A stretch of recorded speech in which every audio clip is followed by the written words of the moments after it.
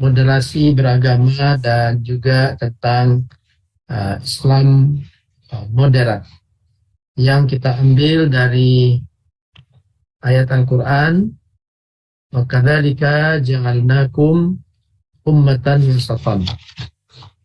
Dan kami telah menjadikan umat Islam itu sebagai umat pertengahan. Dari ayat ini muncul istilah Islam moderat, Islam pertengahan, dan juga konsep moderasi beragama.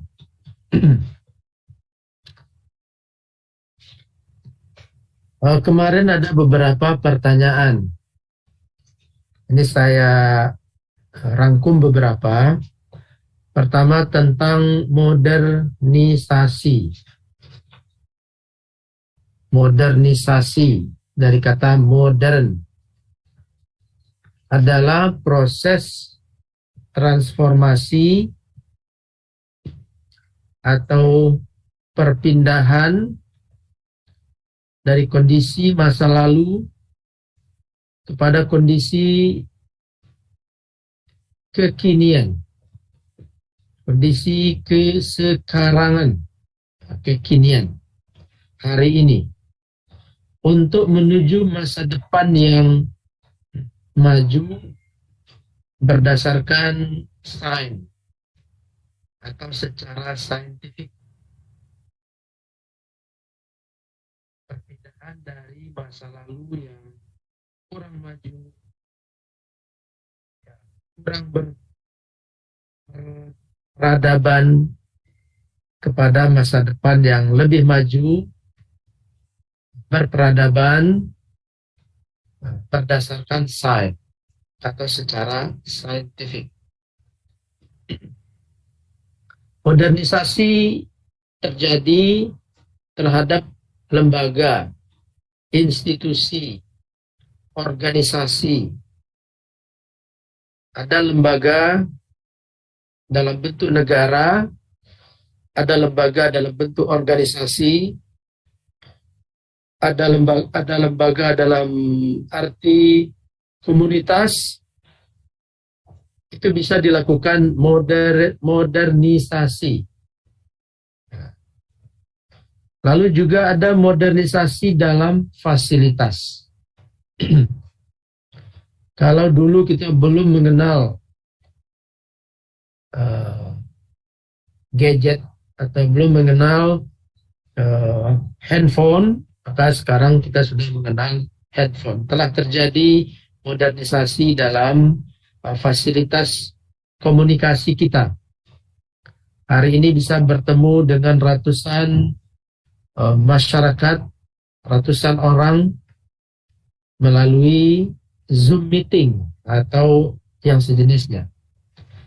Jadi ada perpindahan fasilitas, ada transformasi metode, metode pengajaran misalnya, metode pendidikan. Itu terjadi perubahan dengan menyesuaikan dengan kondisi hari ini. Ada juga modernisasi dalam konten, dalam materi, dalam konten sesuatu yang ingin disampaikan terjadi modernisasi. Ya. Ini yang kita sebut dengan proses modernisasi. Lalu yang kedua berkaitan dengan pembahasan kita, moderasi beragama. Sudah kita paparkan kemarin, sekarang kita coba ulang sedikit. Yaitu perilaku yang memberi ruang pada kehadiran pihak lain yang berbeda. Ini moderasi beragama. Bagaimana kita bisa menerima keberadaan orang atau pihak lain yang berbeda dengan kita.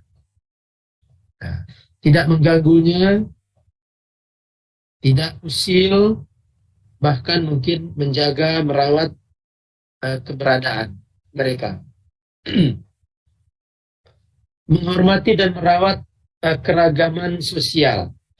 Moderasi beragama artinya menghormati dan merawat keragaman sosial. Kemudian 5 pilar moderasi. Nah, ini apa ini 5 pilar moderasi? Yang jelas moderasi berdiri di atas pilar-pilar yang bisa mendukung aktivitas moderasi tersebut. Misalnya sikap tawazun, sikap seimbang dalam melakukan kegiatan atau beragama itu seimbang. Kita sudah bahas kemarin. Lalu juga adil dalam memperlakukan pihak lain, memperlakukan pihak sendiri, adil secara internal dan juga adil secara eksternal. Kemudian tawasud, pertengahan, tidak berlebih-lebihan, ya, tidak cenderung berlebih-lebihan ke sisi kanan atau berlebih-lebihan ke sisi kiri. Kemudian ada tanggung jawab dalam kehidupan sosial, tanggung jawab menjaga ekosistem, kohesi sosial. Kita masing-masing harus memiliki tanggung jawab ya, al-mas'uliyah. Lalu kalau ada tanggung jawab berarti ada kemerdekaan, al-hurriyah, kemerdekaan dalam mengambil sikap, mengambil satu perilaku. Kemudian ada lagi pertanyaan tentang radikalisme. Secara akademik, apalagi dalam kajian filsafat, radikal adalah satu sikap yang mesti dimiliki oleh seorang ilmuwan. Dalam kajian filsafat, sesuatu itu harus dikaji, dianalisis secara radikal, secara mendalam. Radikal itu artinya mendalam, sampai ke akar-akar persoalan. Jadi sebenarnya kata radikal itu sangat positif, ya, sangat positif. Kemudian berkembang dia menjadi satu isme, satu keyakinan, satu ideologi bahwa pemikiran, pendapat harus disampaikan dengan sungguh-sungguh dan bahkan juga melalui paksaan. Radikalisme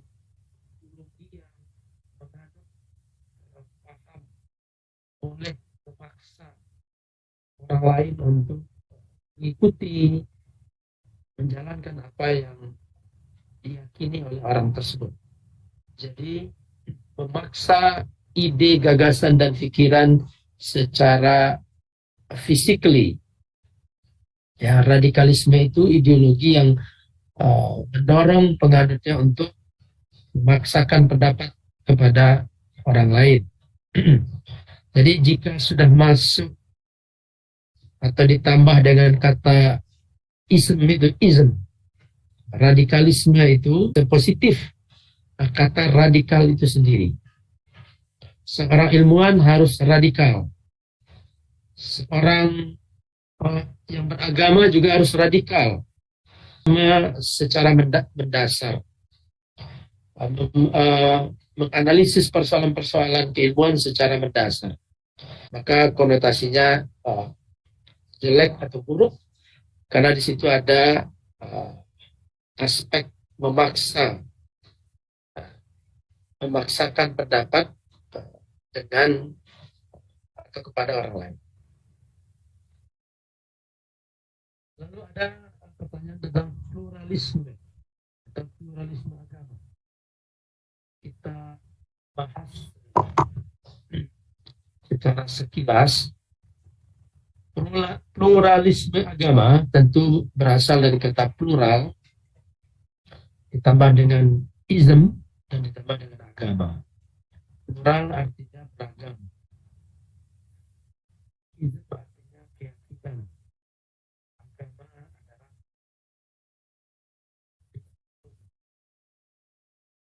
pluralisme agama itu adalah satu keyakinan atau satu paham yang meyakini adanya keragaman dan adanya kesamaan dalam keragaman tersebut. Pluralisme agama berarti agama itu beragam dan ada kesamaan dari keragaman itu.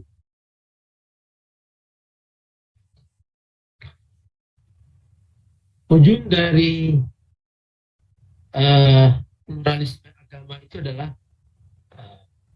penyatuan agama-agama atau teologi global seperti teorinya yang disampaikan oleh John Hick ini, teologi global.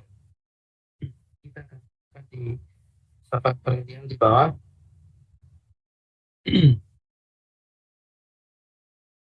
Ada istilah truth, life, and salvation.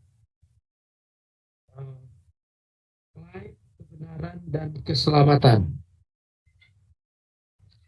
Pada dasarnya, seluruh agama memiliki truth, claim, and salvation.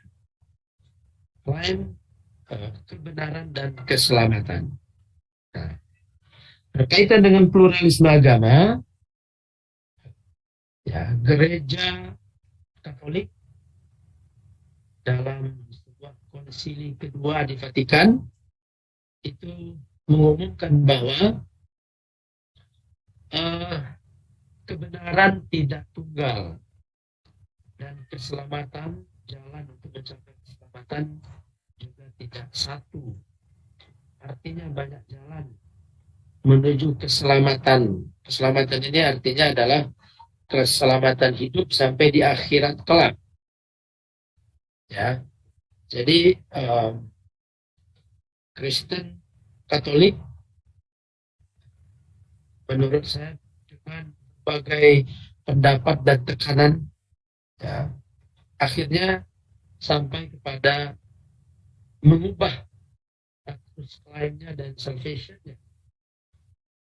Keyakinan bahwa jalan keselamatan tidak melalui Yesus saja, jalan keselamatan juga bisa dilalui dengan keyakinan yang lain. Maksudnya adalah agama-agama yang lain.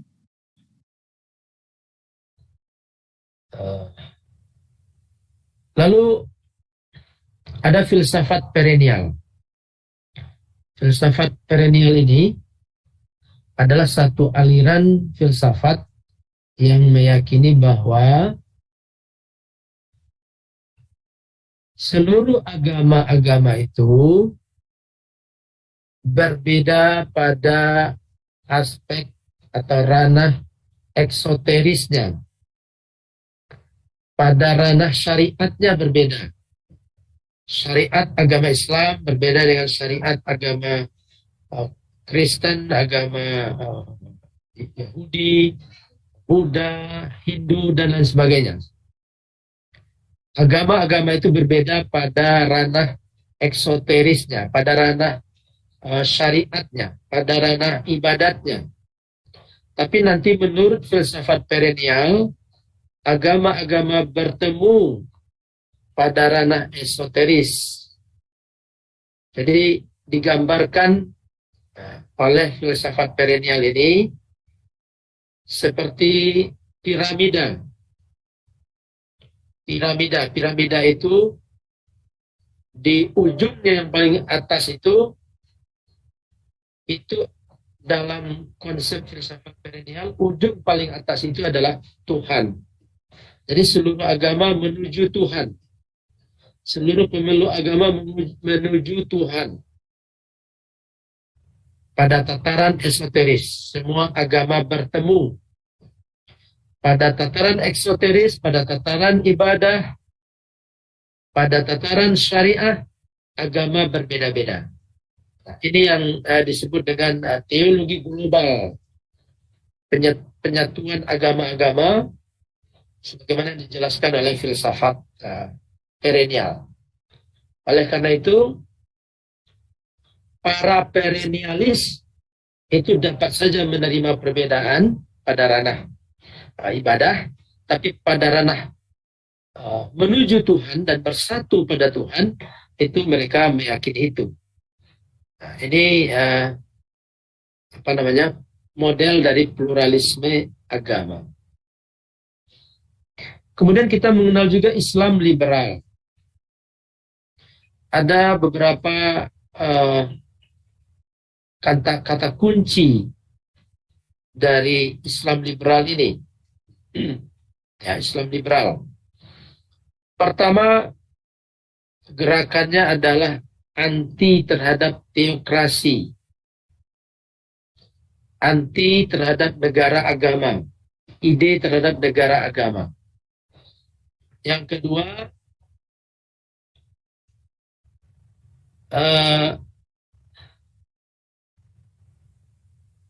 memberikan respon yang positif dan bahkan memberikan perlindungan terhadap non-muslim. Berikan apresiasi yang tinggi terhadap non-muslim. Yang ketiga, menegakkan demokrasi, mendukung demokrasi, dan tentu lawannya anti teokrasi, demokrasi, kesamaan bernegara dan berbangsa, mendukung arus utamaan gender perempuan, arus utamaan gender, mendorong perempuan untuk lebih eksis dan setara dengan laki-laki. Berikutnya memberikan kebebasan yang sama kepada seseorang untuk meyakini sesuatu dan mengatakan sesuatu terkait dengan keyakinannya. Tidak ada yang membatas-batasi, tidak ada institusi yang merenggut kebebasan seseorang. Lalu Islam liberal ini poin pentingnya adalah menuju kepada kemajuan. Nah, ini yang dimaksud dengan Islam liberal. Islam liberal di Indonesia itu sudah melahirkan banyak karya-karya juga. Ada fikih lintas agama, ya, macam-macam produk dari Islam liberal ini. Kemudian ada istilah Islam inklusif dan Islam eksklusif. Inklusif berbeda dengan eksklusif. Eksklusif itu tertutup. Ya. Salah satu ciri dari eksklusivisme itu adalah ini dalam ajaran pluralisme agama, ya. Salah satu dari sikap eksklusif itu adalah meyakini bahwa hanya agamanya saja sebagai jalan keselamatan. Terus klaim tadi itu, ya, dalam cara pandang pluralisme agama, Islam eksklusif itu adalah Islam yang meyakini bahwa satu-satunya jalan keselamatan adalah Islam. Islam inklusif tentu Islam yang terbuka dan sama dengan Islam liberal yang dimaksud di dalam konteks ini, pluralisme agama ini. Islam inklusif dan Islam eksklusif. Bagi pluralisme agama yang dukung dan didorong itu Islam inklusif. Islam yang tidak hanya mengakui kebenaran itu milik dia sendiri, tapi kebenaran itu juga ada pada agama-agama lain. Setidaknya kalau kita mengacu kepada filsafat perennial tadi, bahwa seluruh agama itu benar pada tataran esoterisnya, meskipun berbeda pada tataran eksoterisnya. Oh ya, ini ada pertanyaan tentang sanad. Jadi apa sanad Ahlus Sunnah? Sanad itu berkaitan dengan periwayatan hadis dan nanti juga menjalan ke ilmu-ilmu Islam yang lainnya. Hadis-hadis yang terkumpul di dalam Islam itu harus punya sanad yang jelas. Ini ada ungkapan para ulama-ulama di sini.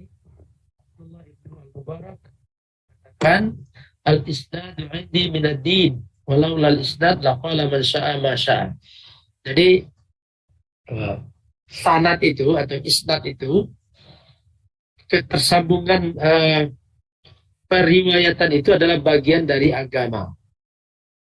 Jadi kalau dalam hadis itu harus ada kesinambungan dari para rawinya. Nah, kesinambungan itu adalah bagian dari agama. Kalau tidak ada isnad, maka orang akan mengatakan apa saja yang ingin dia katakan. Imam At-Tawri juga mengatakan al-isnadu silahul mu'min. Isnad itu ketersambungan riwayat hadis, riwayat ilmu itu adalah senjatanya orang mukmin. Jika lam yakun ma'hu silah bi ayyi syai'in yuqatil. Kalau seorang mukmin tidak punya senjata, maka dengan apa dia? Ada ungkapan Ibnu Sirin, inna hadzal ilm dinun fanzuru amman ta'khuduna dinakum. Jadi lihatlah dari siapa kita mengambil agama kita. Dari siapa hadis-hadis ini diriwayatkan. Imam Syafi'i juga berkata, orang yang mendapatkan hadis tanpa sanad,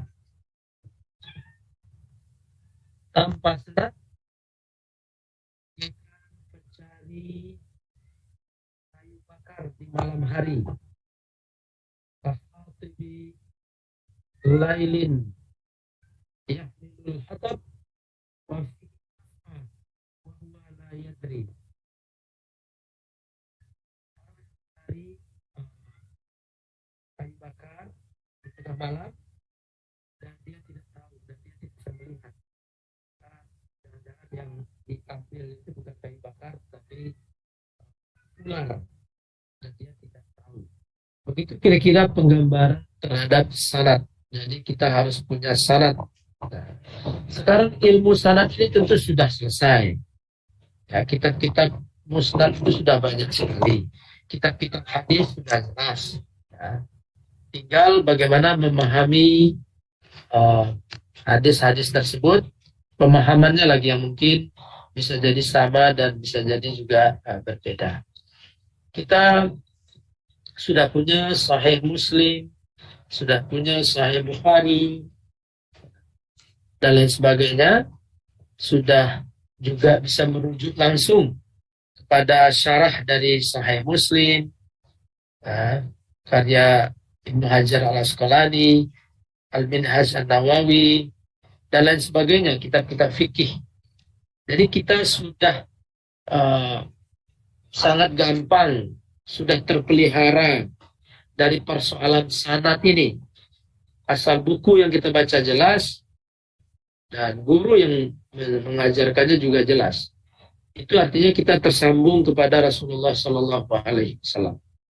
Jadi persoalan sanad ilmu, sanad riwayat, semuanya harus tersambung kepada Rasulullah Sallallahu Alaihi Wasallam. Kita hidup di zaman yang mana semuanya sudah tersedia dengan baik. Tinggal bagaimana kita memahami. Ada juga yang bertanya tentang taqdis al-afkar. Jadi ini terminologi-terminologi yang berkaitan dengan mensucikan pendapat. Pendapat siapa? Pendapat siapa saja. yang boleh disucikan pendapatnya adalah pendapat Rasulullah Shallallahu Alaihi Wasallam. Adapun karya ulama kita itu bukan bagian dari kesucian, maka boleh dilakukan kritik atau boleh dilakukan bantahan dan lain sebagainya. Dan dinamika itulah yang ada di perpustakaan kita. Perpustakaan kita itu semuanya adalah afkar, pemikiran. Pemikiran di bidang hadis, pemikiran di bidang tafsir, pemikiran di bidang akidah, pemikiran di bidang fikih, semuanya adalah afkar. Jadi tidak benar kalau ada yang memahami bahwa barang siapa yang berbicara tentang Al-Quran dengan fikirannya, faqad akhta'a. Itu tidak berhenti sampai di situ. Nah, berbicara tentang Al-Quran dengan fikirannya yang mengikuti hawa nafsu, maka dia akan akhta'a. Kalau tidak demikian, maka tidak ada. Karena orang tidak boleh berpikir tentang ayat-ayat Al-Quran, tentang hadis, dan lain sebagainya. Jadi pemikiran itu tidak boleh ditakdis, tidak boleh disucikan. Ia boleh diikuti dan difahami. Dan juga boleh dikritisi. Nah, tentu yang mengkritisi orang-orang yang punya kapasitas dan kapabilitas untuk itu. Nah, oleh karena itu, pintu ijtihad tetap terbuka sampai hari ini. Dan ijtihad tentu dilakukan oleh orang-orang yang mengerti. Kita misalnya, kajiannya adalah tentang kajian fikih. Lalu ingin berijtihad di bidang arsitektur. Tentu tidak tepat. Bidang kita fikih, tidak mungkin kita berijtihad di bidang arsitektur atau di bidang astronomi dan begitu seterusnya. Ada kode etik keilmuan.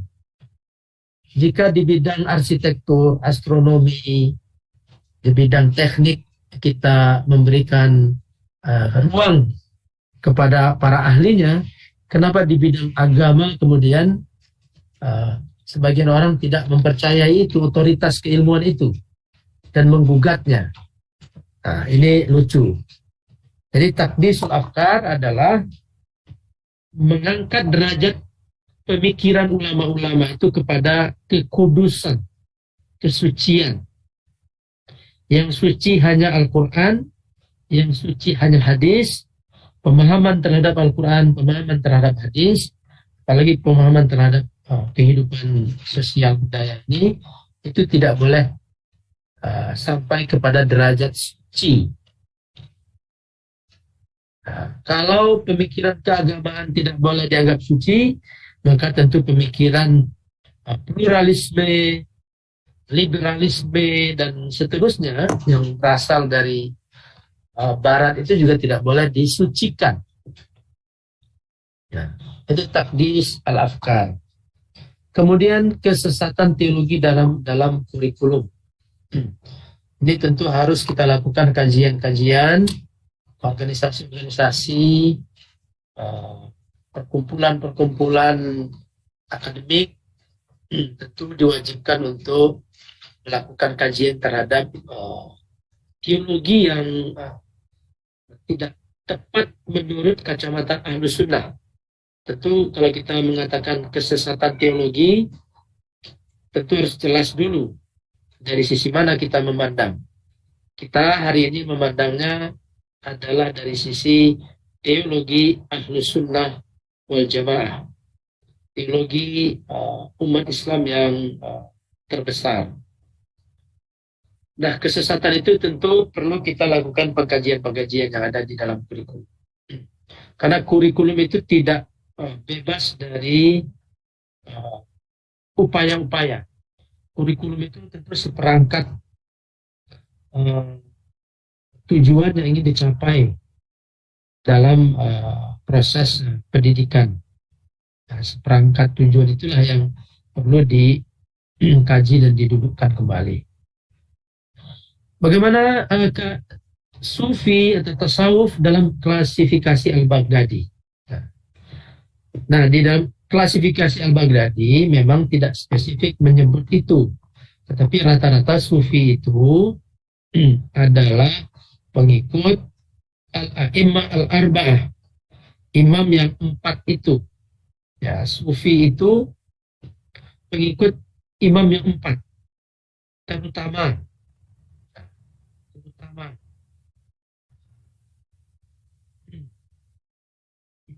Abu Hanifah, Imam Malik, dan Imam Syafi'i.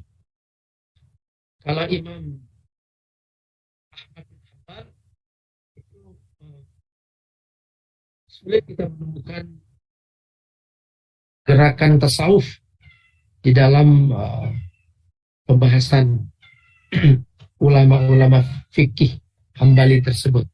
Jadi para sufi ini sudah masuk ke dalam kelompok fikih para a'imah al-arba'ah. Karena mereka rata-rata seperti itu. Zakaria al-Ansari umpamanya itu fikih Syafi'i dan seterusnya. Kenapa iblis ingkar kepada Allah Subhanahu wa taala? Saya tidak tahu tujuan pertanyaan seperti apa, tetapi keingkaran iblis kepada Allah Subhanahu wa taala menunjukkan bahwa kesombongan, keangkuhan dapat mengatasi, melewati keimanan kepada kepatuhan kepada Allah Subhanahu wa taala. Jadi iblis itu hanya karena sombong, tidak mau ada makhluk lain yang lebih mulia dari dia, yaitu manusia. Dia tidak ingin ada makhluk bernama manusia lebih mulia dari iblis, maka kesombongannya itu mendorong dia untuk ingkar kepada perintah Allah Subhanahu wa taala. Wa yaquluna lil malaikati isjudu li Adam fasajadu illa iblis aba wastakbara. Jadi menolak dan istakbar, merasa lebih tinggi, lebih mulia dan seterusnya. Nah, ini pengingat bagi kita bahwa perasaan merasa hebat, merasa lebih mulia itu adalah sifat-sifat iblis yang dapat mengeluarkan kita dari keimanan kepada Allah Subhanahu, dari ketaatan kepada Allah Subhanahu wa taala. Kemudian Salafi versus Asy'ariyah. Nah, ini bukan peristiwa atau kejadian hari ini. Ini berangkat dari bagaimana memahami al-ayat al-mutasyabihat. Ya. Ayat-ayat mutasyabih ini sudah berbeda pendapat dari awalnya, dari semuanya, dari bahkan para salaf juga, dari generasi salaf, perbedaan dalam menyikapi ayat-ayat tasbih terutama ya, ayat-ayat mutasyabihat antara tafwid dan takwil. Ya, Salafi itu ujung dari gerakan Salafi itu adalah mengikuti Imam Ahmad bin Hanbal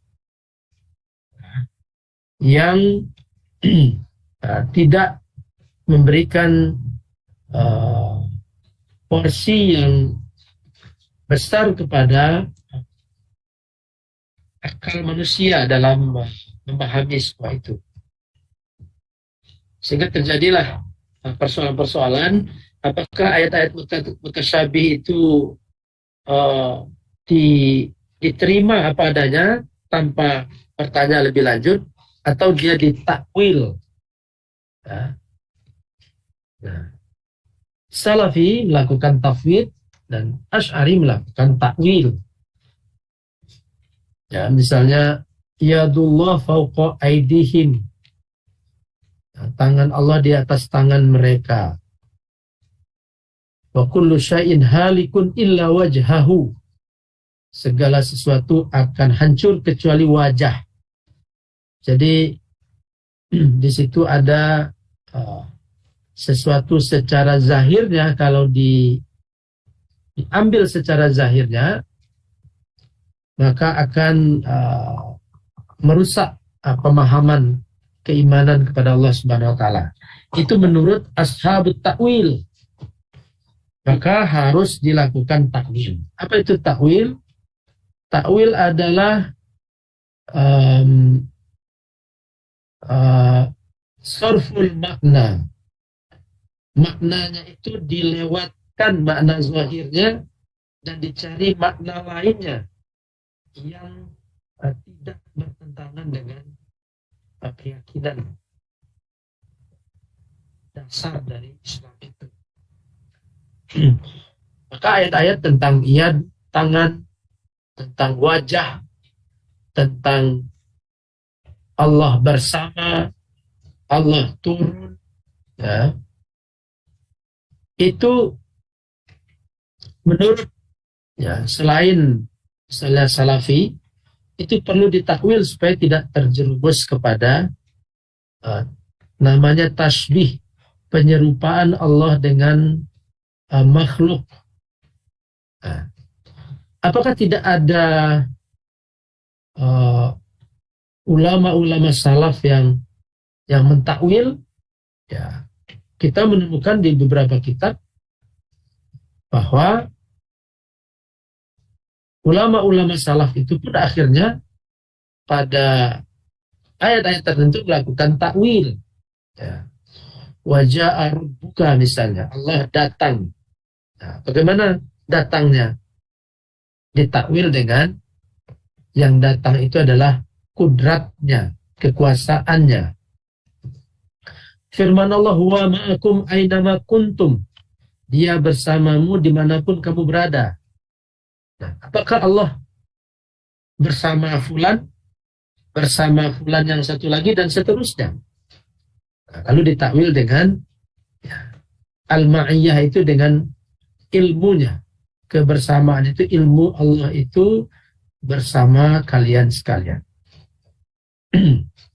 Ibnu Taimiyah pernah mengatakan bahwa beliau tidak menolak takwil, seluruh takwil, tapi yang ditolak adalah takwil yang bertentangan dengan Al-Quran dan Sunnah. Kita menemukan beberapa sahabat-sahabat yang kecil, sigar sahabah, seperti Ibnu Umar, itu juga melakukan takwil di beberapa ayat. Nah, ini persoalan Salafi dan Asy'ari, persoalan yang berkaitan dengan takwil dan tafwid. Kita menyaksikan hari-hari ini gencar diskusinya dan saling menghujat.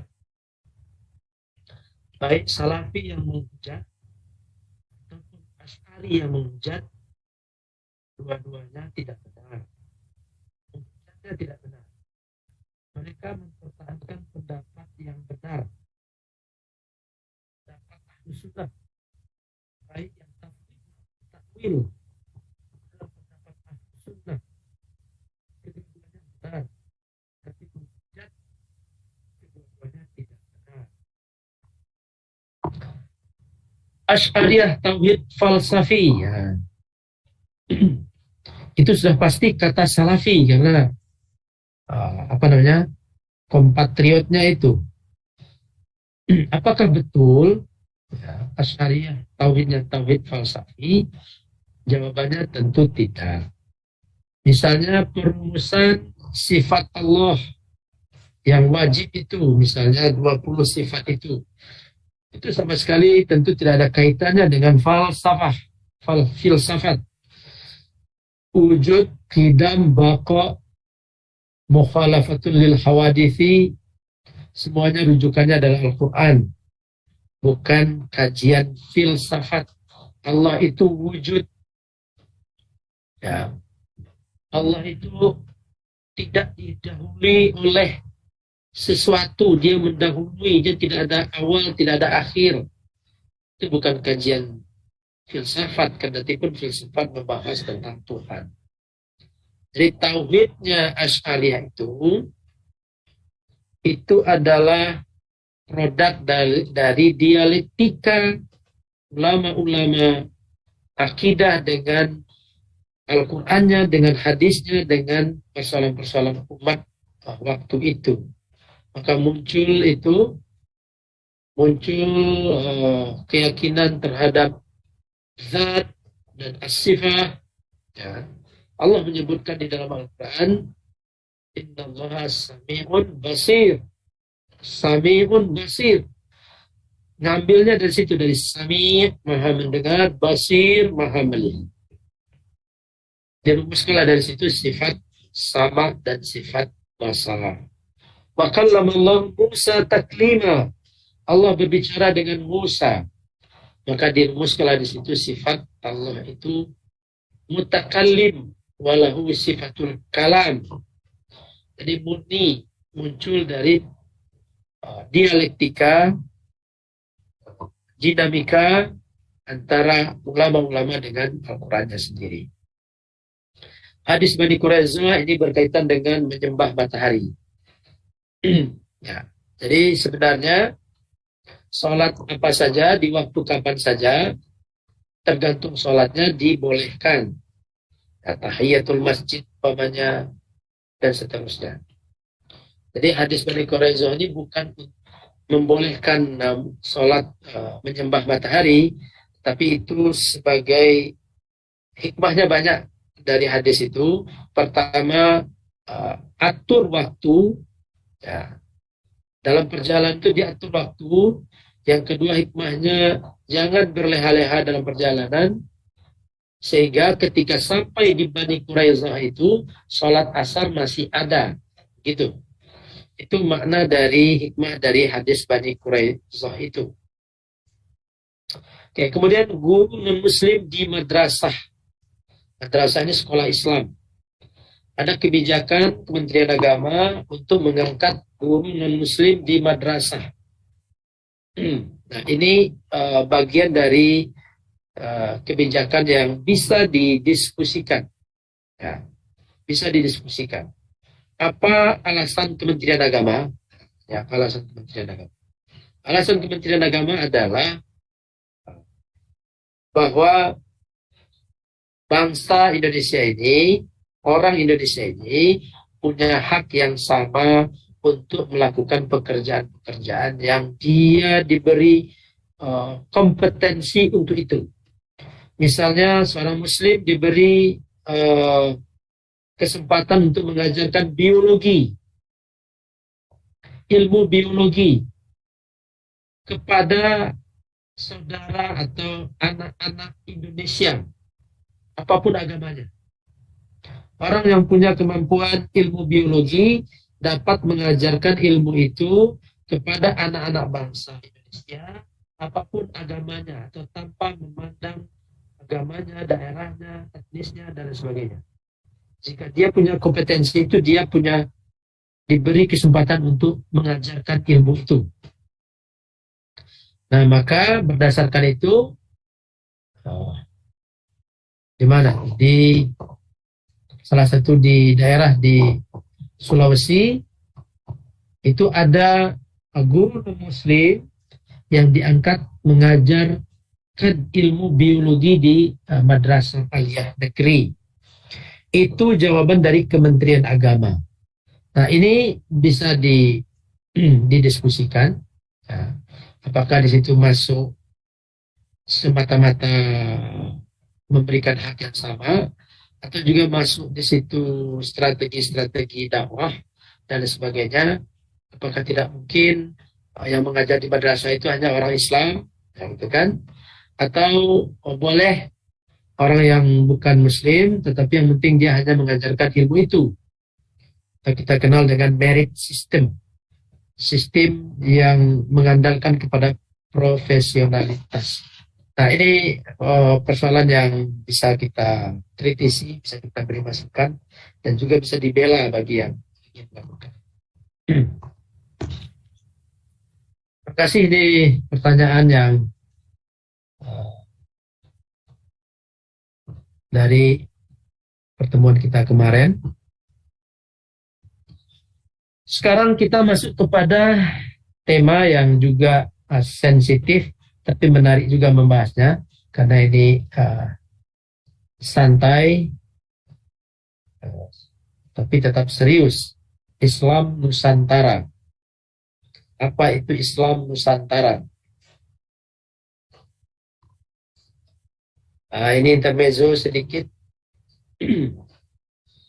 Ini adalah surau dan masjid di Minangkabau. Sampai sekarang masih ada ini, surau dan masjid ini. Sekilas ini tidak seperti masjid. Sekilas seperti rumah adat Minangkabau. Tapi ini adalah masjid. Ini adalah surau. Surau tempat orang sholat, mengaji, dan bahkan juga praktek tarikat. Islam Minangkabau itu awal sekali adalah Islam tasawuf yang berkemungkinan datang dari Aceh. Lalu kemudian terjadi dinamika dengan datangnya di Minangkabau. Jadi ini adalah gambar masjid atau surau yang sampai hari ini masih ada. Ini intermezzo saja ini. Kita melihat sejenak tentang keadaan di Timur Tengah abad ke-20 dan ke-21. Terjadi secara sosiopolitik, terjadi kesenjangan, yang kaya, yang miskin, kesempatan untuk belajar, kesempatan untuk mendapatkan kehidupan yang lebih baik, terjadi kesenjangan. Terjadi otoritarianisme. Nah, ini kurang. Otoritarian. Penguasa yang terlalu lama di kekuasaannya, sehingga sensitivitasnya terhadap rakyat itu berkurang. Misalnya di Mesir, Husni Mubarak itu sampai 30 tahun berkuasa. Pak Harto 32 tahun. Ini memunculkan satu pemerintahan yang cenderung otoritarian. Dan hak-hak sipil yang tidak dipenuhi. Ini kondisi sosiopolitik di Timur Tengah di abad ke-20 dan juga ke-21. Maka kemudian pada tahun 2011, dimulai dari 2010, terjadi namanya Arab Spring atau Arabi Al-Arabi, musim semi Arab, atau Al-Ghadab Al-Arabi, kemarahan orang Arab. Maka lahirlah revolusi di Tunisia. Ini ada seorang pemuda yang membakar diri, Muhammad Bouaziz, kalau saya tidak salah, di tahun 2010 di Tunisia. Itu sebagai pemicu terjadinya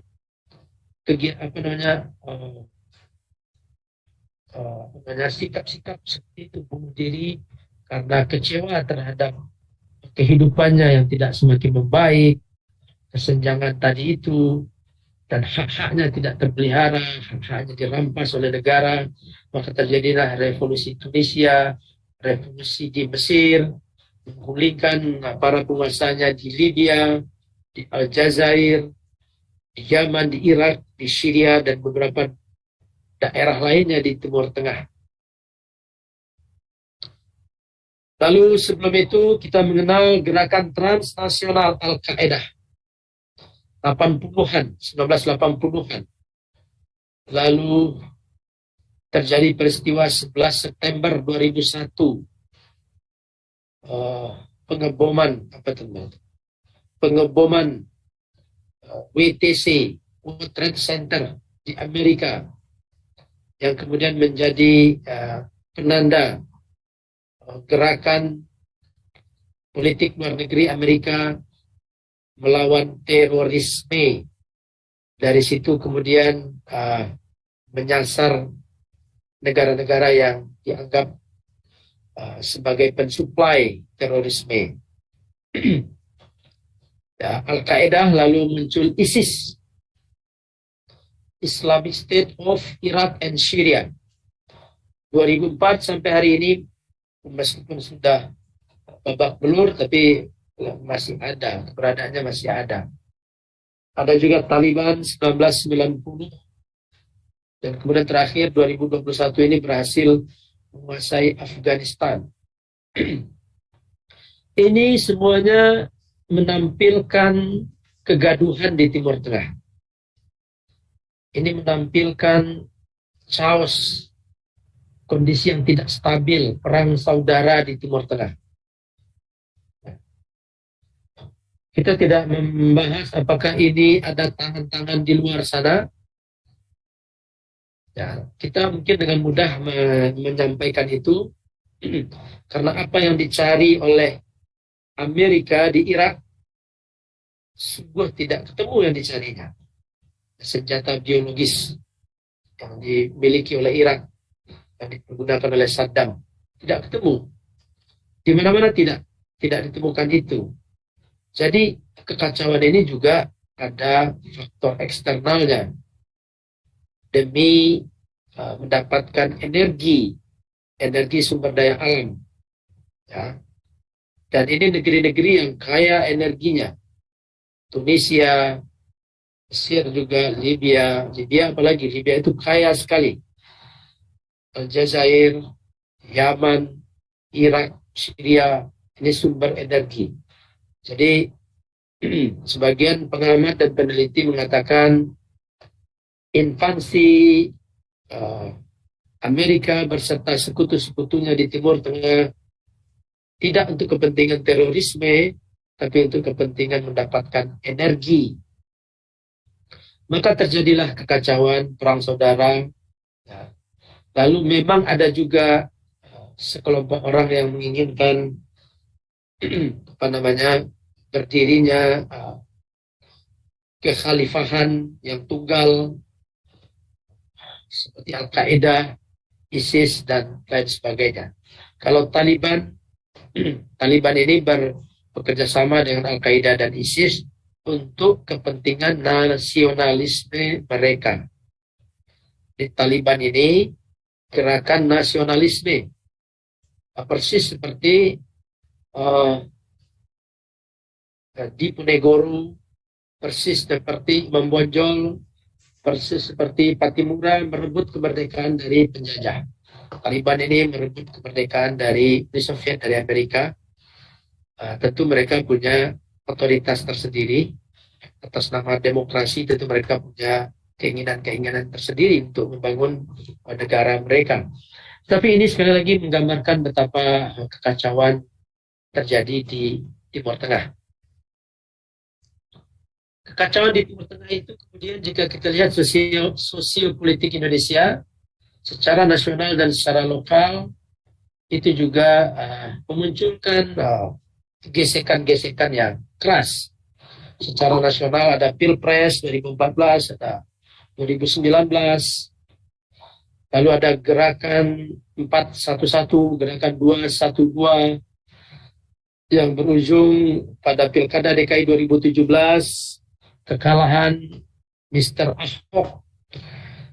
Ahok itu diprediksikan menang mudah dalam Pilkada DKI karena didukung oleh berbagai hal, popularitas, kinerja, media, dana, sehingga memungkinkan sebenarnya untuk menang pada Pilkada DKI. Tapi kemudian terjadi gerakan 411, 212 yang kemudian menjungkalkan Ahok.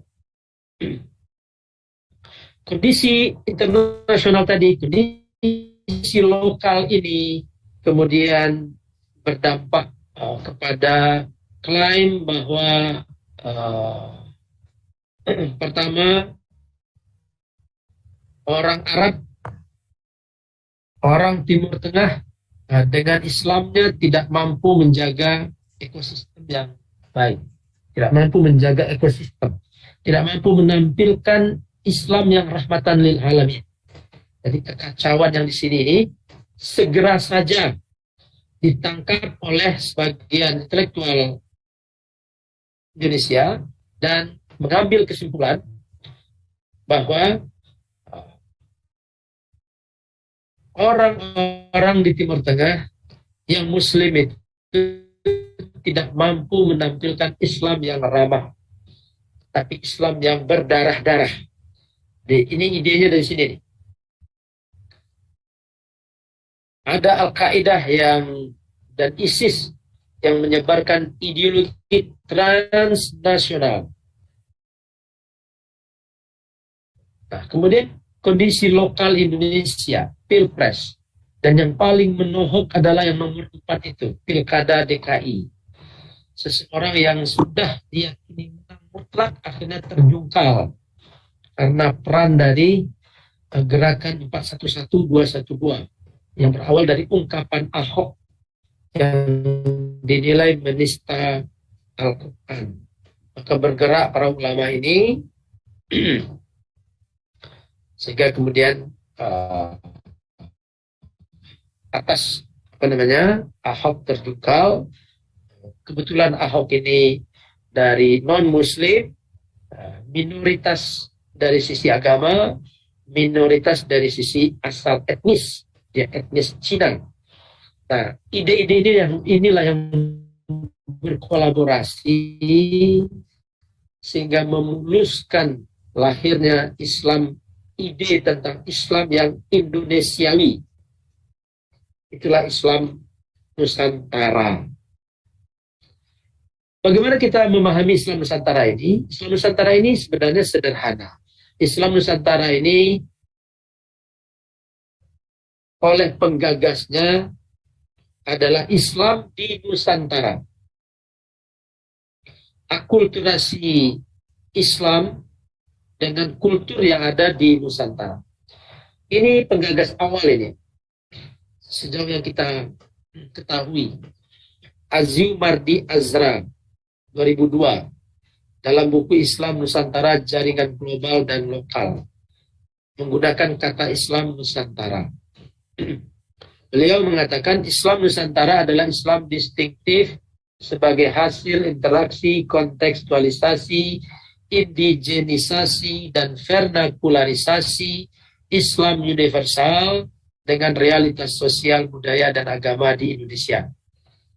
Jadi terjadi interaksi antara ajaran Islam yang adiluhung itu dengan realitas sosial, realitas budaya dan agama di Indonesia. Hasil dari interaksi, kontekstualisasi, kemudian berhadapan dengan kearifan lokal, dengan bahasa-bahasa lokal, maka muncullah apa yang disebut dengan Islam Nusantara menurut Azumardi Azra. Ortodoksi Islam Nusantara, nah ini nih. Apa sih Islam Nusantara menurut Azumardi ini? Ya, Islam yang kalamnya Asy'ari, fikihnya Syafi'i, tasawufnya Ghazali. Itu Islam Nusantara menurut Azumardi Azra. Nah, karakter seperti ini menumbuhkan karakter wasatiyah yang moderat dan toleran. Menurut Azumardi Azra, kalau kalamnya sudah Asy'ari, fikihnya Syafi'i, tasawufnya Ghazali, akan memunculkan karakter Islam yang wasatiyah, moderat, dan toleran. Islam Nusantara yang kaya akan warisan Islam, menjadi harapan renaissance peradaban Islam global. Nah, ini penggagas dalam bukunya Islam Nusantara Jaringan Global dan Lokal terbit 2002. Lalu Muktamar NU ke-33 di Jombang tahun 2015 mengangkat tema Islam Nusantara. Azumardi Azra itu tokoh Muhammadiyah, pengurus PP Muhammadiyah yang mengungkapkan istilah Islam Nusantara itu. Nah, di dalam Muktamar ke-33 NU di Jombang diangkat pula tema tentang mengukuhkan Islam Nusantara. Apa definisinya oleh NU? Ini dia definisinya. Islam Ahlus Sunnah wal Jamaah yang diamalkan, didakwahkan, dan dikembangkan sesuai dengan karakteristik masyarakat dan budaya di Nusantara oleh para pendapatnya. Nah, ini gambarannya nih, Islam Nusantara itu dalam bersikap dia ramah, moderat, inklusif, toleran, cinta damai, harmonis, dan menghargai keberagaman. Kita bisa mengatakan, ya ini Islam sebenarnya.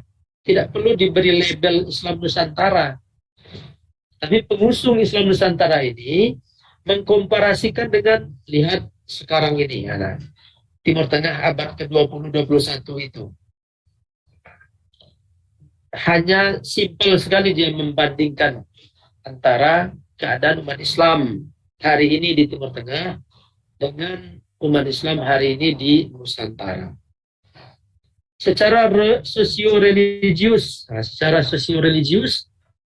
Islam di Nusantara ini melakukan berbagai kegiatan sosial keagamaan, di antaranya menyelenggarakan tasyakuran naik pangkat, tasyakuran dapat gelar sarjana S1, master, doktor, tasyakuran anaknya lulus perguruan tinggi, selamatan rumah, selamatan anak, selamatan akan naik haji, pulang dari haji, lalu berbagi dalam zakat, macam-macam lah. Kemudian secara sosio-religius menghormati ulama, baik ulama yang masih hidup ataupun ulama yang sudah meninggal. Ya, kuburannya dijaga. Seperti yang kita lihat di ulama-ulama di Wali Songo umpamanya, itu ada penghormatan terhadap ulama dan diskusi itu tentu panjang tentang itu. Tapi itulah aktivitas keagamaan masyarakat di Nusantara.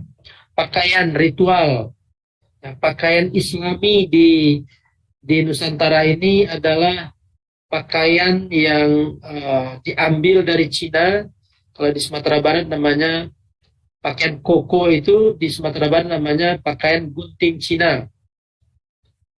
Lalu pakai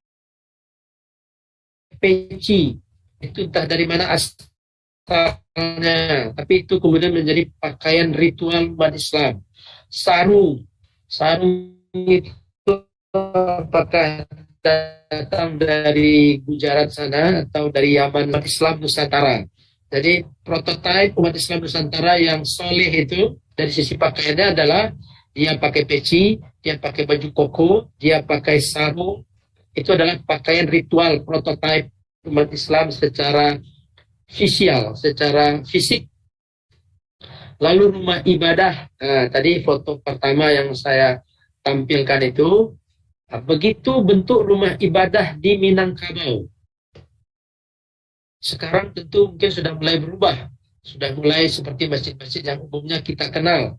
Tetapi di awal-awal kemerdekaan dan sebelum itu, begitu bentuk rumah ibadahnya. Nah, ini bentuk Islam di Nusantara. Nah, ini kita elaborasi sedikit. Salafiyah versus Asy'ariyah. Jadi yang muncul hari ini sebenarnya persoalan-persoalan furu'iyah yang kemudian diangkat ke permukaan dan kemudian sebagian menggunakan tangan kekuasaan. Sekarang pemerintah Indonesia menjadikan gerakan moderasi beragama, gerakan Islam Nusantara sebagai kebijakan. Sehingga persoalan-persoalan yang sesungguhnya furu'iyah itu menjadi menajam. Salafiyah dan Asy'ariyah adalah Ahlus Sunnah yang cara berdirinya memang berbeda, cara pandangnya berbeda. Hambaliyah dan Syafi'iyah, Ahlus Sunnah wal Jamaah, cara istinbatnya berbeda, cara menafsirkan, mengambil hukumnya berbeda. Arab versus lokal, ini upaya-upaya untuk membanding-bandingkan Arab versus lokal. Padahal Islam kita tentu datangnya dari Arab sana. Ketika kita menjadi Asy'ariyah, kita menjadi pengikut seorang Arab bernama Abu Musa al-Asy'ari. atau kita pengikut Syafi'iyah, tentu Idris Syafi'i dan seterusnya. Jadi ada ahlul hadis dan ahlul ra'i. Ini semua adalah keluarga besar dari ahlus sunnah wal jamaah yang metode istinbat hukumnya memang berbeda. Cara mengambil hukumnya memang berbeda.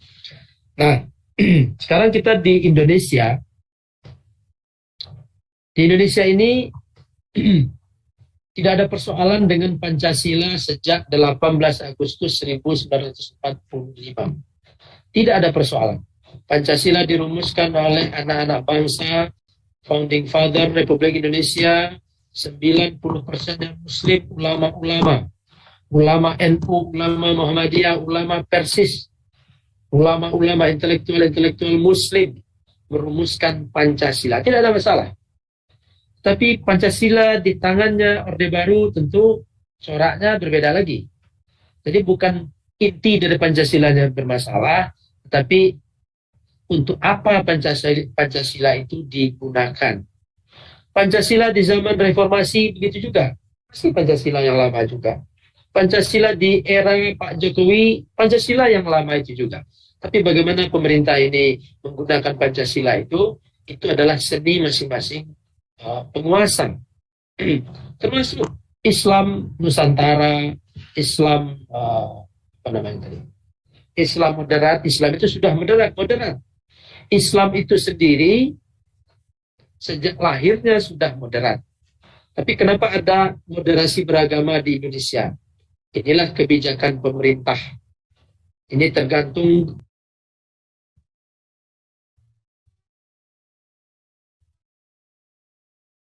mengarah Pancasila itu kemana, Islam moderat itu kemana, itu adalah kebijakan masing-masing pemerintah. Bendanya itu juga. Ya, moderasi Islam itu sudah ada sejak Nabi Muhammad diangkat menjadi Rasul. Itu sudah ada moderasi beragama. Nah, tergantung pemerintah menggunakannya untuk apa. Bapak, Ibu, dan hadirin sekalian, barangkali itu tema kita ringan tentang moderasi Islam, tentang Islam Nusantara.